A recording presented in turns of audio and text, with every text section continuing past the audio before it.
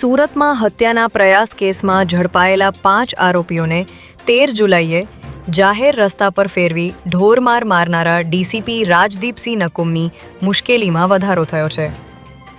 સલાબતપુરાના ખૂનની કોશિશના કેસની તપાસ દરમિયાન ઝડપાયેલા આરોપીઓનો ડીસીપી રાજદીપ નકુમ દ્વારા વરઘોડો કાઢવામાં આવ્યો હતો અને તમામ આરોપીઓને રસ્તા પર પોલીસ દ્વારા ઢોરમાર મારવામાં આવ્યો હતો. ત્યારે આ ઘટનામાં સુપ્રીમ કોર્ટની ગાઈડલાઇનનો ભંગ થતો હોવાથી વકીલ ઉત્કર્ષ દવેએ ગુજરાત હાઈકોર્ટમાં સુઓ મોટો લેવા માટે અરજી દાખલ કરી હતી, જે અરજીનો આજે સ્વીકાર કરી હાઈકોર્ટે કાર્યવાહી શરૂ કરી છે.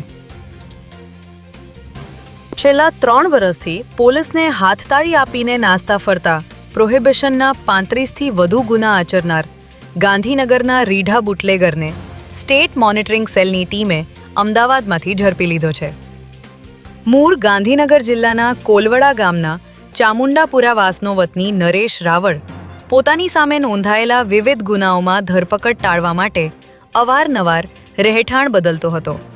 ત્યારે નરેશ રાવળ અમદાવાદના રણાસણ ટોલટેક્સ પાસે આવેલ શાંતિપથ રેસિડેન્સીમાં છુપાયો હોવાની બાતમીના આધારે સ્ટેટ મોનિટરિંગ સેલની ટીમે અહીંથી રીઢા બુટલેગરને ઝડપી લીધો હતો.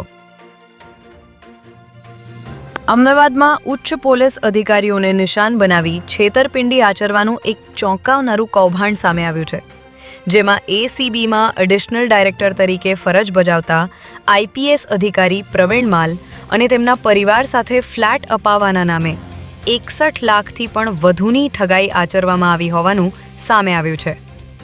અમિત જાનીએ પોતે મોટો બિલ્ડર હોવાની અને રાજ્યના અનેક શહેરોમાં તેની કન્સ્ટ્રક્શન સાઇટ્સ ચાલતી હોવાની મોટી વાતો કરી છેતરપિંડી આચરી હતી.